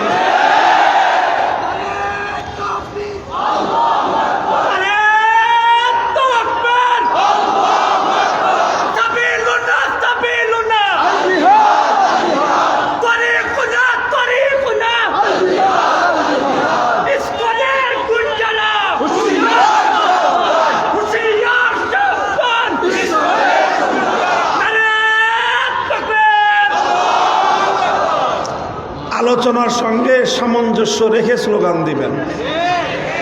ইসকনের গুন্ডাদের আলোচনা অন্য জায়গায়, এখানে আমার আলোচনা চলছে no east no west, Islam is the best.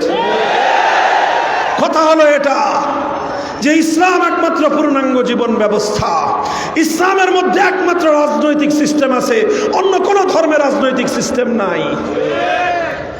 আমি দুটো কথা বললাম, এই দুটো প্রশ্ন শুধু প্রশ্ন নয়, চ্যালেঞ্জ হিসেবে থাকলো।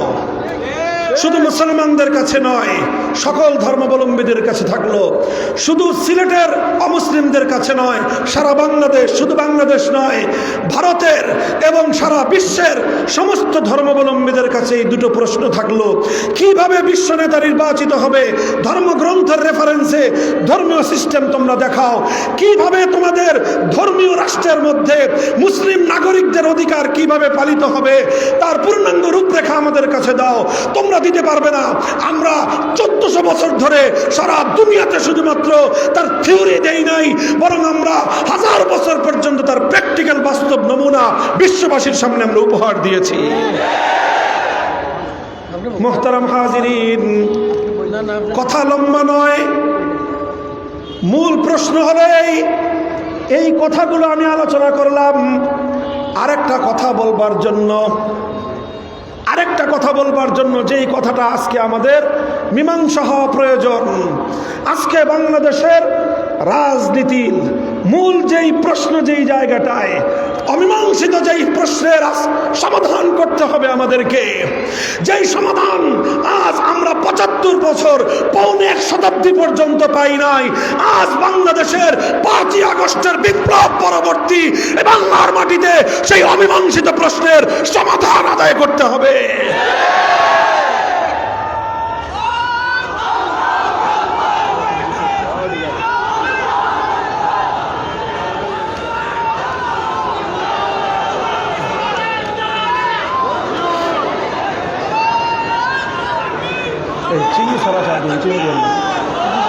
ভাই শুনেন, আমি শুরুতেই বলেছি আজকের আলোচনা যতটা না স্লোগানের, তার চেয়ে বেশি বুঝবার কথা। মনে আছে আপনাদের? মাঝে মাঝে আবার আপনারা যেন একটু ঘুমায় না পড়েন, সেজন্য 2-4টা স্লোগানের কথা আমি বলতেছি। আপনারা কি এতক্ষণ পর্যন্ত আমার আলোচনার দ্বারা এই কথাটা স্পষ্ট বুঝতে পেরেছেন যে রাজনৈতিক ব্যবস্থা হিসাবে পৃথিবীতে একমাত্র ধর্ম যেটা সারা পৃথিবীর জাতি ধর্ম নির্বিশেষে সমস্ত ধর্মাবলম্বীদের জন্য একটা রাজনৈতিক ব্যবস্থা দিতে সক্ষম, এমন একমাত্র ধর্মের নাম ইসলাম। অন্য কোনো ধর্ম পৃথিবীর সমগ্র মানব গোষ্ঠীর জন্য প্রযোজ্য কোন রাজনৈতিক ব্যবস্থা দিতেই সক্ষম না। দেওয়ার পরে সেটা আমরা কম্পেয়ার করে দেখব যে কোনটা ভালো আর কোনটা খারাপ। বলেন, আগে মাঠে তো নামতে হবে, তারপরে হলো আগে মাঠে আসো, তারপরে তোমরা তো মাঠে নামানোর মতো তোমাদের কাছে কোনো সিস্টেমই নাই, খেলা হবে কেমনে? আর কাজেই এটা হলো, আপনারা এই কথাটা বুঝেছেন। এরপরে আরেকটা কথা বুঝেন, এটাই হলো আমার আলোচনার সর্বশেষ পয়েন্ট, এবং এর থেকেই আজকের আমাদের জাতীয় জীবনের, বাংলাদেশের প্রায় পৌনে 1 শতাব্দীর যে অমীমাংসিত প্রশ্ন, সেই অমীমাংসিত প্রশ্নের এবার সমাধান করতে হবে। সেটা হলো, যেহেতু পৃথিবীর অন্যান্য ধর্মাবলম্বীদের কাছে কোনো রাজনৈতিক ব্যবস্থা নাই, এজন্য তারা একটা থিওরি আবিষ্কার করেছে।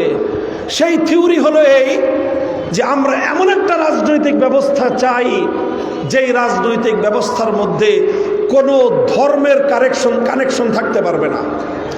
কথাটা বুঝেন, যেহেতু অন্য কোনো ধর্মাবলম্বীদের কাছে তাদের ধর্মের নির্দেশনার আলোকে কোনো রাজনৈতিক ব্যবস্থা নাই, এই জন্য তারা একটা নতুন স্লোগান শুরু করেছে। সেই স্লোগানটা হলো, আমরা এমন রাজনীতি চাই যেই রাজনীতির সঙ্গে ধর্মের কোনো সম্পর্কই থাকতে পারবে না। একটা গল্প মনে পড়ে গেল, শুনেন কথাটা। আমাদের ওই এলাকায় বলে, খুলনার এলাকায় আমার নানার বাড়ি, যে গরুর বাছুর চিনেন? আপনারা কি বলেন? বাছুরই তো বলেন। তো গরু যারা পালে তারা দুই রকম মানুষ হয়। একটা হলো গোয়ালা, আর একটা হলো কিষান। কিষান মানে কৃষক, কৃষক তো বুঝেন। একটা হলো কৃষকও কিন্তু গরু পালে। কৃষকের গরু পালতে হয়, 2টা গরু পালতে হয়। বলদ কিসের জন্য? হাল চাষ করার জন্য। এখন 2টা বলদ পেলে তো আর পোষায় না, সাথে 2-4টা গাই গরুও থাকে। এটা হলো কৃষকের গরু। আরেকটা হলো গোয়ালার গরু। গোয়ালা তো বুঝেন? গোয়ালা মানে কি? সে গরু পালে আর গরুর দুধ বিক্রি করা, এটাই হলো তার পেশা। কথা ঠিক? আচ্ছা, কৃষকের কিন্তু গরুর দুধ বিক্রি করা কি না তার পেশা না, এই জন্য কৃষক সাধারণত তার গরুর দুধ বেচে না। কৃষকের গরুর দুধ খায় কে তাইলে? কৃষকের গরুর দুধ খায় কৃষকের বাচ্চা আর গরুর বাছুর। গরুর বাছুরও গরুর দুধ খায়, আর গরুর বাছুর খেয়ে যা বাঁচে ওইটা কৃষক খায়, কৃষকের বাচ্চারা খায়। আর গোয়ালার গরুর দুধ, এটা গোয়ালার বাচ্চা খাবে তো দূরের কথা, গরুর বাছুরই খেতে পারে না। ও সব গরুর দুধ দোয়ায়ে বাজারে নিয়ে বিক্রি করে। ও পারলে গরুর থন টেনে রক্ত বের করে বেচতে চায়। যার কারণে হয় কি, গোয়ালার গরুর বাছুর তো দুধ পায় না, আর কৃষকের গরুর বাছুর মজায় আরামসে দুধ খায়। এখন 2 গরুর বাছুর যখন মাঠে একসাথে গেছে, এখন 2 বাছুর কয়, আয় প্রতিযোগিতা লাগাই, প্রতিযোগিতা লাগাই, 2জনে আমরা কম্পিটিশন করি। এখন কি কম্পিটিশন করবে? কৃষকের গরুর বাছুর কয়, আয় মাঠের এই পাশ থেকে আমরা দৌড় দেই, ওই যে 3 মাইল দূরে দেখা যায় নদীর পার, কে আগে নদীর পার পর্যন্ত যাইতে পারে, দৌড়ের প্রতিযোগিতা লাগাই। এখন গোয়ালার বাছুর চিন্তা করে যে ও তো মায়ের দুধ খেয়ে খেয়ে তো হৃষ্টপুষ্ট, ও তো দৌড় দিলে লাফাইতে লাফাইতে চলে যাবে, ওর শরীর তো মোটা তাজা, আর আমার মায়ের দুধ তো সব আমার মালিকে এটা বেচে ফেলায়, আমি থাকি সারাদিন না খেয়ে।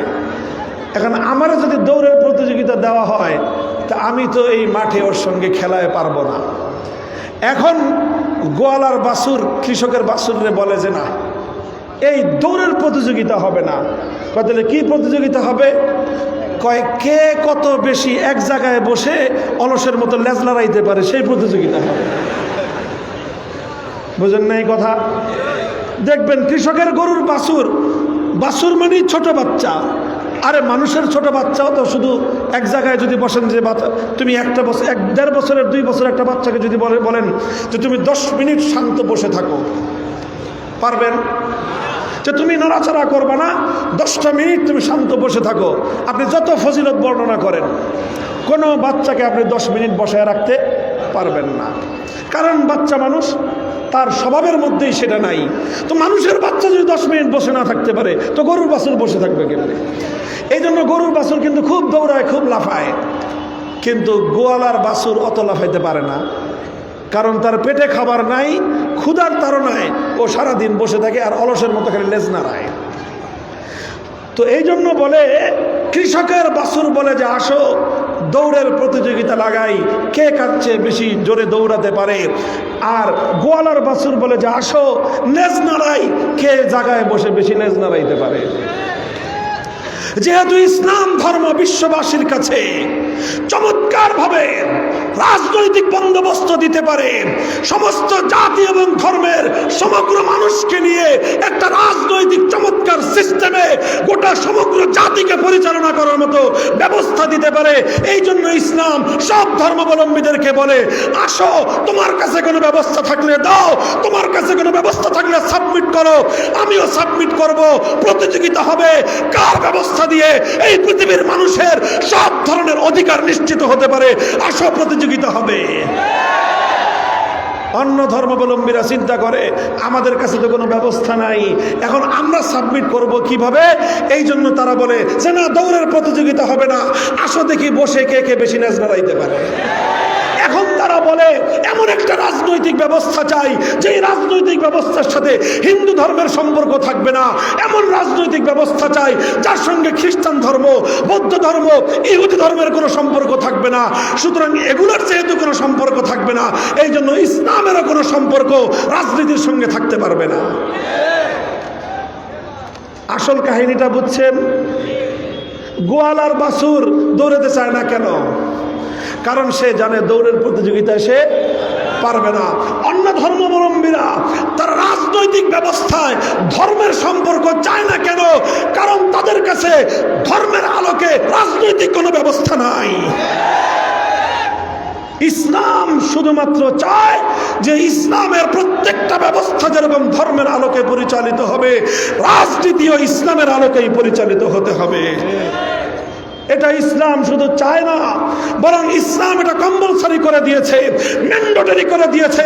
তুমি যদি মুসলিম হয়ে থাকো, তুমি যদি নিজেকে ইমানদার বলে দাবি করো, তোমার ব্যক্তি জীবনে ইসলামকে মানতে হবে, পরিবার জীবনে ইসলামকে মানতে হবে, বিবাহ শাদীতে ইসলামকে মানতে হবে, ব্যবসা বাণিজ্যে ইসলামকে মানতে হবে, রাজনীতিতেও ইসলামকে মানতে হবে। নামাজকে না মানলে যেরকম ইসলাম অনুসরণ করা যায় না, রোজা না মানলে যেরকম মুসলমান থাকা যায় না, ইসলামী রাজনীতি না মানলেও মুসলিম থাকতে পারো না, ইমানদার থাকতে পারো না।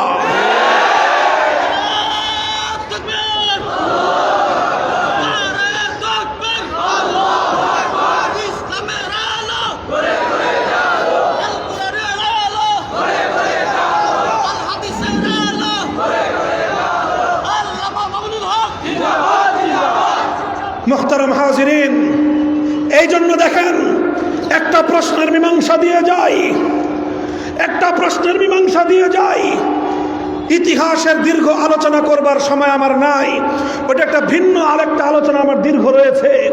সব জায়গায় আলোচনা করি এই বছর, আপনাদের এখানে একটু ডিপ আলোচনা করলাম যেহেতু সময়টা একটু আগে দিচ্ছেন এই সুবাদে, নাহলে এই আলোচনা আমি আপনাদের এখানে করতাম না রাত 11টার পরে দিলে। মুহতারাম হাজিরিন, এই শেষ কথা, ইসলাম এবং মুসলমানদের মধ্যে কোনদিন এই অভিশপ্ত ধারা ছিল না যে মুসলমান হয়ে আল্লাহর জমিনে মুসলিম জনপদে আল্লাহর আইন ছাড়া কোন মানুষের বানানো আইন দ্বারা জাতি পরিচালিত হবে, জাতি শাসিত হবে। এই অভিশপ্ত ধারা মুসলমানদের মধ্যে কোনোদিন ছিল না। সর্বপ্রথম এই অভিশপ্ত ধারা মুসলমানদের মধ্যে চালু করেছিল তাতারিরা। তাদের নেতা চেঙ্গিস খানের বানানো আইন গ্রন্থ ইয়াসিকের মাধ্যমে তারা সর্বপ্রথম মুসলিম বিশ্বের মধ্যে অভিশপ্ত ধারা চালু করেছিল। তখন শাইখুল ইসলাম ইবনে তাইমিয়া রাহমাতুল্লাহি আলাইহি সহ মুসলিম বিশ্বের আলেম সমাজ, মুজাহিদিনগণ, হাজার হাজার নয় লক্ষ লক্ষ মুসলমান বুকের তাজা রক্ত ঢেলে দিয়ে মুসলিম সমাজ থেকে গায়রুল্লাহর আইন উৎখাত করে আবার খেলাফতের আল্লাহর আইনের সোনালী যুগ তারা ফিরিয়ে এনেছিলেন। এইভাবে চলতে চলতে 18 শতকের বসেন 18 শতকের মাঝামাঝি সময়ে এসে 1757 সালে এই পাক ভারত উপমহাদেশ দখল করে ইংরেজরা দখল করার পর সর্বপ্রথম তারা আমাদের উপর যে অভিশাপটা চাপিয়ে দিয়েছিল, সবচেয়ে বড় যে অভিশাপ ইংরেজরা আমাদের উপর চাপিয়ে দিয়েছে সেটা হলো এই মুসলিম সমাজ থেকে আল্লাহর আইন, আল্লাহর পক্ষ থেকে প্রবর্তিত রাজনৈতিক বন্দোবস্ত, শাসনতান্ত্রিক বন্দোবস্ত উৎখাত করে দিয়ে ব্রিটিশ প্রবর্তিত শাসন দিয়ে তারা দেশ এবং জাতিকে পরিচালনা করতে শুরু করলো। তখন শাহ আব্দুল আজিজ মুহাদ্দিস দেহলভী রহমতুল্লাহ আলাইহি ফতোয়া জারি করলেন। ওনার ফতোয়াটা বুঝেন। 1803 সালে শাহ আব্দুল আজিজ রহমতুল্লাহ আলাইহি যে ফতোয়া দিয়েছিলেন, সেই ফতোয়ার সার কথা ছিল এই: শুধু ঝাঁকে ঝাঁকে মুসলমান থাকলেই দারুল ইসলাম হয় না, কোটি কোটি মুসলমান থাকলেই ইসলামের দেশ হয় না, শতকরা 100% মুসলমান থাকলেও একটা দেশ ইসলামের দেশ হবে না, দারুল ইসলামের দেশ হবে না। বরং একটা দেশ ইসলামের দেশ তথা দারুল ইসলাম তখনই হবে সেই দেশে মুসলমান মাইনরিটি হতে পারে, সেই দেশের মুসলমান 10% হতে পারে, মুসলমান 20% হতে পারে, মুসলমান 40 বা 50% হতে পারে, কিন্তু সেই দেশের আইন যদি হয় আল্লাহর কোরআনের আইন, সেই দেশটাকে বলা হবে ইসলামের দেশ, সেই দেশটা হবে দারুল ইসলাম। আর কোনো একটা দেশের মুসলমান যদি মেজরিটি হয়, কোনো একটা দেশের মুসলমান যদি 100% মুসলমান হয়, কিন্তু দেশের আইন এবং শাসনতন্ত্র যদি হয় মানব রচিত গায়রুল্লাহর আইন, সেই দেশ দারুল ইসলাম নয়, সেই দেশ দারুল হরব, সেটা শত্রু কবলিত দেশ। তখন তিনি ফতোয়া দিলেন, আমাদের দেশটা এক সময় দারুল ইসলাম ছিল, শত শত বছর পর্যন্ত এদেশ আল্লাহর কোরআনের আইন দ্বারা শাসিত হয়েছে। ব্রিটিশরা এসে আল্লাহর কোরআনের আইন উৎখাত করে ব্রিটিশের আইন বাস্তবায়ন করেছে। এখন প্রত্যেক মুসলমানের জন্য ফরজ হলো ব্রিটিশের আইন উৎখাত করে আবার আল্লাহর কোরআনের আইন ফিরিয়ে আনা, আর এজন্য জিহাদ করা প্রত্যেক ইমানদারের জন্য ফরজে আইন। ইতিহাস খুলেন, ইতিহাস খুলেন, ইতিহাসের সোনালী পাতায় সোনার অক্ষর দিয়ে আজও 1803 সালের শাহ আব্দুল আজিজের ঐতিহাসিক ফতোয়ার কথা লেখা আছে। এই ফতোয়াকে চ্যালেঞ্জ করে আজ পর্যন্ত কেউ ফতোয়া দেয় নাই। সুতরাং এখনো পর্যন্ত আমাদের এই সকল দেশগুলো থেকে মানব রচিত ব্রিটিশ প্রবর্তিত কালা কানুনগুলো উৎখাত করে আমার এই জমিনে আল্লাহর কোরআনের আইন বলবৎ করার জন্য লড়াই করা প্রত্যেক ইমানদারের জন্য ফরজ।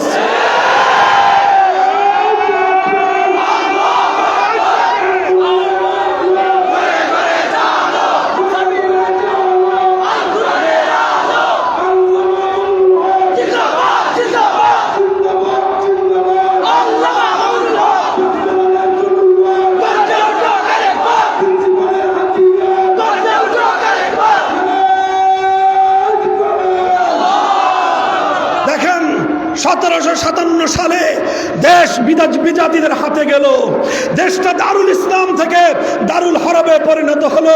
আল্লাহর আইন উৎখাত হয়ে ব্রিটিশের আইন দিয়ে আমাদের দেশ এবং জাতি শাসিত হতে থাকলো। 1831 সালে ব্রিটিশ প্রবর্তিত আইন উৎখাত করে আল্লাহর আইন বাস্তবায়ন করবার জন্য জিহাদ হলো বালাকোটের রণাঙ্গনে। শহীদ হলেন আমাদের পূর্বপুরুষ সৈয়দ আহমদ শহীদ রহমতুল্লাহ আলাইহি। 1857 সালে শামেলির রণাঙ্গনে জিহাদ হলো, শহীদ হলেন মুসলমানদের খেলাফতের প্রধান সেনাপতি হাফেজ জামিন শহীদ রহমতুল্লাহ আলাইহি।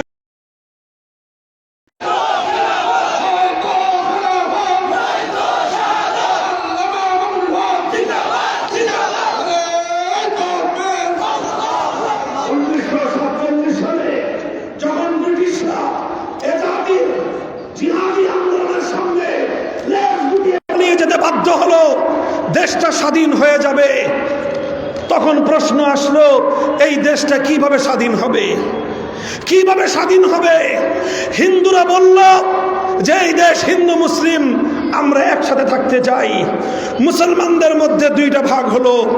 মুসলমানদের মধ্যে অধিকাংশ মুসলিম বলল যে না, আমরা চেয়েছিলাম, আমরা শুধু মানচিত্র চাই নাই, আমরা শুধু পতাকা চাই নাই, আমরা শুধু ভূগোল চাই নাই, আমরা শুধু মাটি চাই নাই, আমাদের প্রাণের চাওয়া ছিল আল্লাহর কোরআনের আইন।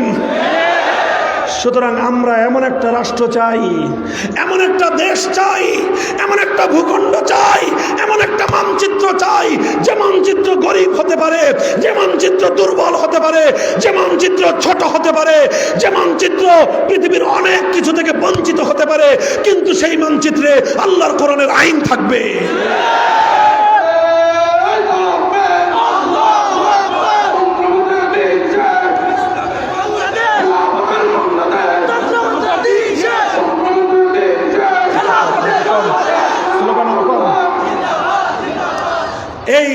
এই বিতর্ক নিয়ে জাতি বিভক্ত হলো এবং শেষ পর্যন্ত সংখ্যাগরিষ্ঠ মুসলমানদের প্রাণের দাবি পূরণ হলো। মুসলমানরা চাইল যে মুসলমানদের জন্য আলাদা ভূখণ্ড হোক, কারণ হিন্দুদের সঙ্গে যদি আমরা একসঙ্গে থাকি, সংখ্যার দিক থেকে হিন্দুরা মেজরিটি, মুসলমানরা মাইনরিটি, আর তখন হিন্দুদের অধিকাংশ হিন্দুদের চাহিদার কারণে বর্তমান পৃথিবী যেহেতু গণতান্ত্রিক পৃথিবী, কাজে অধিকাংশ নাগরিক যেটা চাবে সেটা হবে। সুতরাং আমরা যদি হিন্দুদের সঙ্গে থাকি, তাহলে আমাদের আল্লাহর আইন বাস্তবায়ন করার সেই 100 বছরের স্বপ্ন পূরণ হবে না। সুতরাং মুসলমানরা বলল, আমরা মুসলমানদের জন্য আলাদা জনপদ চাই, হলো পাকিস্তান। আর হিন্দুরা বলল যে না, আমরা হিন্দুস্তান চাই। ওরা পেল ভারত আর ইন্ডিয়া। আর এই পাকিস্তান, শুধু পাকিস্তান মূল লক্ষ্য ছিল না, পাকিস্তান আমাদের উদ্দেশ্য ছিল না। আমাদের উদ্দেশ্য ছিল আল্লাহর কোরআনের শাসন ব্যবস্থা, আমাদের উদ্দেশ্য ছিল ইসলামী হুকুমত, কোরআনী শাসন। এই কোরআনী শাসন ব্যবস্থা প্রতিষ্ঠার জন্য এই গোটা ভারত উপমহাদেশে অনেকেই ত্যাগ আর কোরবানি স্বীকার করেছেন। হাজার হাজার মুসলমানরা রক্ত দিয়েছেন, ভিটেমাটি ছেড়েছেন, জন্মস্থান ছেড়েছেন, জীবনের সর্বস্ব তারা ত্যাগ স্বীকার করে হিজরত করে আরেক দেশে চলে গিয়েছেন, সব কিছু ছেড়েছেন একটা বুকে স্বপ্ন নিয়ে, আমরা আল কোরআনের রাজ উপহার পাবো। মুহতারাম হাজিরিন, বড় হৃদয় বিদারক যে তথ্য সেটা হলো এই আল কোরআনের রাজ কায়েম করবার জন্য, ইসলামী হুকুমত বাস্তবায়নের জন্য যারা সবচেয়ে বেশি ত্যাগ কোরবানির নজরানা পেশ করেছে, এটা বেলুচিস্তানের মুসলমানরা নয়, পাঞ্জাবের মুসলমানরা নয়, এটা সেই খাইবার পাখতুনখোয়ার মুসলমানরা নয়, সীমান্ত প্রদেশের করাচি লাহোরের মুসলমানরা নয়, সবচেয়ে বেশি রক্ত, জীবন, ত্যাগ আর স্যাক্রিফাইস স্বীকার করেছে বাংলার মুসলমানেরা। আর এই বাংলার মুসলমানদের মধ্যে সর্বাগ্রে ভূমিকা রেখেছে সিলেটের মুসলমানরা। এই সিলেটের মুসলমানরা পার্শ্ববর্তী ভারতের সমস্ত সম্পর্ককে ছিন্ন করেছে, কলকাতাকে বাঙালিরা লাথি মেরেছে, দিল্লিকে তালাক দিয়েছে, বাড়ির চতুর্পার্শ্বের ভারতকে উপেক্ষা করে 2000 মাইলের দূরত্বের পাকিস্তানের সঙ্গে গাঁট ছড়া বেঁধেছে, পাকিস্তানের জন্য নয়, আল কোরআনের রাজ কায়েম করবার জন্য।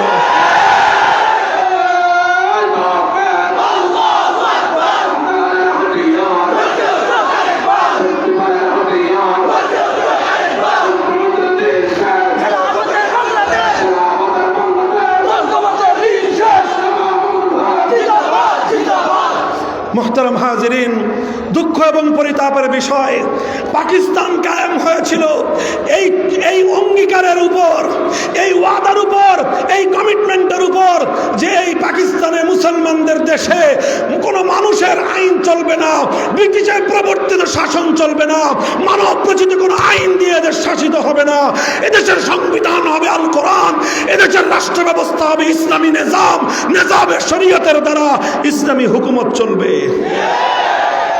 দুঃখের কথা কোথায় বলবো, হৃদয়ে আমাদের অনেক রক্তক্ষরণ, গোটা হৃদয় জুড়ে আমাদের রক্তে রঞ্জিত। 24 বছর পর্যন্ত পশ্চিম পাকিস্তানি শাসকরা আমাদের এই বাংলাদেশের মুসলমানদের সঙ্গে গাদ্দারি করলো, বিশ্বাসঘাতকতা করলো। আমার দেশের সোনার সন্তানেরা, আলেম সমাজ বারবার ওদেরকে বললেন, আমরা তো পাকিস্তান তোমাদের সঙ্গে পীড়িত করি নাই, আমাদের তো তোমাদের সঙ্গে আলাদা কোনো পীড়িত ছিল না, আমরা কেন বাড়ির পাশের ভারতকে ছেড়ে তোমাদের সেই 2000 মাইলের দূরের পাকিস্তানের সঙ্গে আমরা কেন যোগ দিলাম? তোমাদের পীড়িতিতে নয়, বরং আল কোরআনের ভালোবাসায়, ইসলামী শাসন ব্যবস্থার ভালোবাসায়। আমাদের সেই ভালোবাসার পাত্র ইসলাম দাও, ইসলামী শাসন কায়েম করো, কোরআনী হুকুমত বাস্তবায়ন করো। পাকিস্তানিরা বলে যে হুজুর রাষ্ট্রটা তো এখনো শিশু, কিছুদিন যাক, এখনই এই রাষ্ট্র ইসলামী ব্যবস্থার মতো কঠিন এই ব্যবস্থা এটা সহ্য করতে পারবে না, শিশুটা একটু বড় হোক। এই কথা বললো। 5 বছর পরে হুজুররা বললেন শিশু বড় হয়েছে, খাইতে পারে এখন?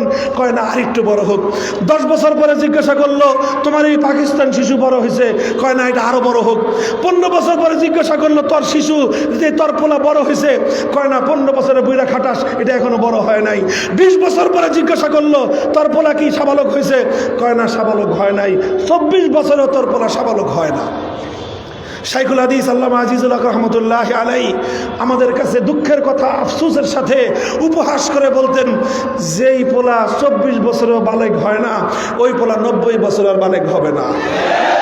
বুঝতে হবে এই পোলা এটা প্রতিবন্ধী, এটা নষ্ট পোলা, এটা আর কোনোদিন পুরুষ হবে না, এটা কোনোদিন সাবালক হবে না। কাজেই 1000 বছর পর্যন্ত সময় দিলেও এই পোলার সাবালক হবে না। সুতরাং এই পোলা বাঁচায় রাখার কোনো দরকার নাই। আমরা সিদ্ধান্ত নিলাম যদি আল কোরআনের ব্যবস্থা না পাই, যদি আল কোরআনের শাসন না পাই, পাকিস্তানের প্রয়োজন নাই, পাকিস্তান ভেঙে টুকরো করে দাও। মুহতারাম হাজিরিন, ভাঙলো পাকিস্তান, পাকিস্তান 2 টুকরা হলো। আর সেই সময়ে 1970-এর জাতীয় নির্বাচন আসলো। নির্বাচনের সময়ে বাঙালিদের নেতা শেখ মুজিবুর রহমান সাহেব জাতির কাছে অঙ্গীকার করলেন, আমারে ভোট দাও, কি হবে তোমার নৌকা মার্কায় ভোট দিলে আমি যদি পাশ করতে পারি কোরআন সুন্নাহ বিরোধী কোনো আইন আমি পাশ করব না। এটা 1970-এর আওয়ামী লীগের নির্বাচনী ইশতেহারের ঘোষণা। এটা আমাদের মুখের বানানো কথা নয়। স্বাধীনতার দলিল পত্র পাঠ করেন, যদি আমাদের কথা ভুল হয় মামুনুল হক আর কোনোদিন মানুষের সামনে একটা কথাও বলবে না। চ্যালেঞ্জ করলাম, 70-এর নির্বাচনে জাতির সঙ্গে তোমরা কমিটমেন্ট দিয়েছিলা, অঙ্গীকার করেছিলা কোরআন সুন্নাহ বিরোধী কোনো আইন তোমরা করবে না। এরপরে কি দেখলাম, 1971-এ দেশ স্বাধীন হওয়ার পর শেখ মুজিবুর রহমান সাহেব পশ্চিম পাকিস্তান থেকে মুক্তি পেয়ে চলে গেলেন সোজা ইংল্যান্ডে। শ্রীমতী ইন্দিরা গান্ধীর সঙ্গে বৈঠক করে দেশে আসার সময় ইন্দিরা গান্ধী ওনার পকেটের মধ্যে একটা চিরকুট ধরায় দিলেন, আর সেই চিরকুটের মধ্যে লিখে দিলেন, তুমি বাংলাদেশে এমন একটা সংবিধান তুমি দিবা যেই সংবিধানটা হবে ভারতের সংবিধান। 72-এর সেই সংবিধানের মূল 4 নীতি, ভারতের সংবিধানের মূল 4 নীতি, জাতীয়তাবাদ, ধর্মনিরপেক্ষতাবাদ, গণতন্ত্র এবং সমাজতন্ত্রের মতো কুফরি মূলনীতির উপর নির্ভর করে 72-এর সংবিধান রচিত হলো। 71-এর চেতনাকে কবর রচনা করলো। আর এই কথা শুনেন খেয়াল করে, 50 বছর ধরে বাঙালিদেরকে ভেজাল চেতনা খাওয়ানো হয়েছে। বলেছে 71-এর চেতনা, আসলে 71-এর চেতনা আওয়ামী লীগ বিশ্বাস করে না। আওয়ামী লীগের কাছে যেটা সেটা 72-এর চেতনা।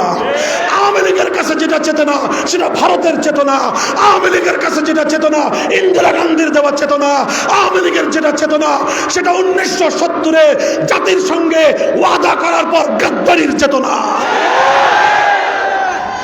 পরিষ্কার বললাম, আওয়ামী লীগ লোক সব মরে গেছে আমি এটা মনে করি না।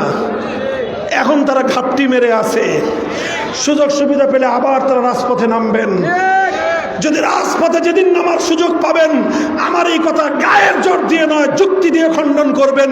আমি বলে যাই, 70-এর জাতীয় নির্বাচনের সময় আপনাদের নেতা মরহুম শেখ মুজিবুর রহমান সাহেব যে ওয়াদা করেছিলেন 72-এর সংবিধান তৈরি করে জাতির সঙ্গে তিনি গাদ্দারি করেছেন, বিশ্বাসঘাতকতা করেছেন।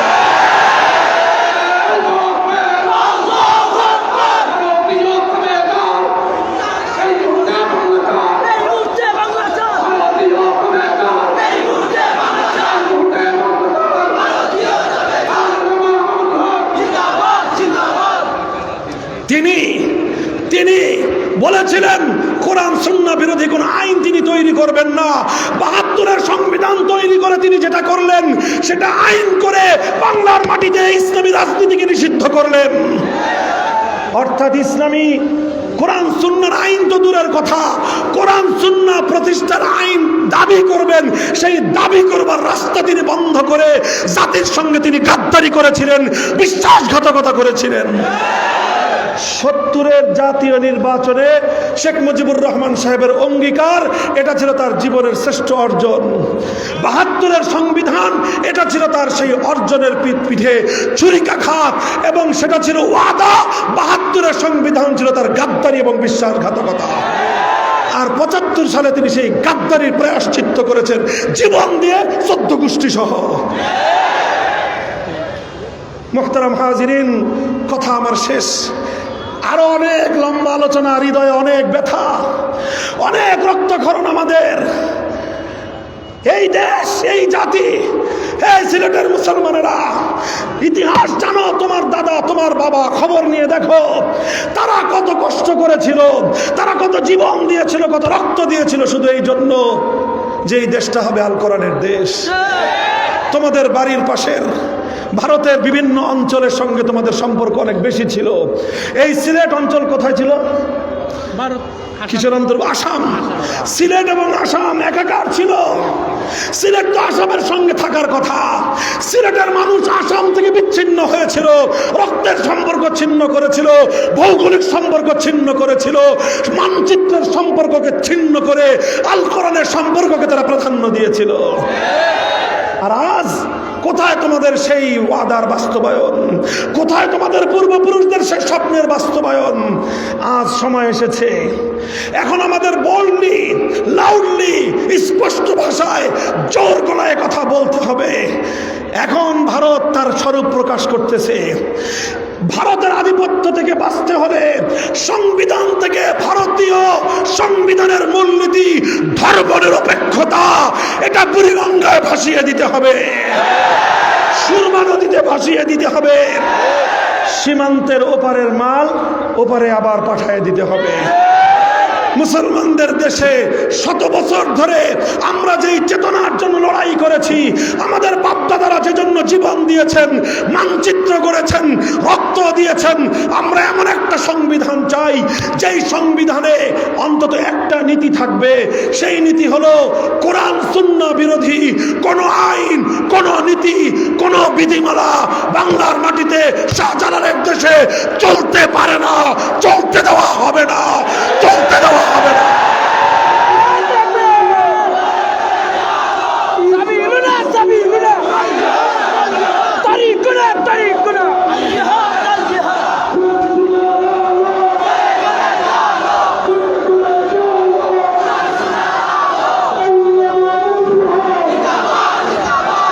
আর যদি সহজে দাবি আদায় না হয়, সহজে যদি দাবি আদায় না হয়, 5ই আগস্টের বিপ্লব থেকে শিক্ষা গ্রহণ করো।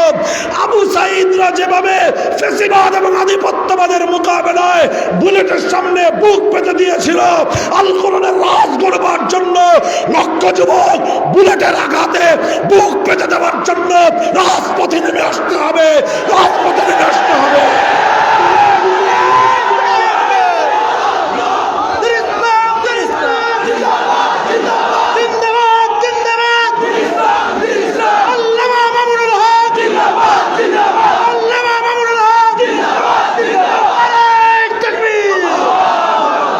যদি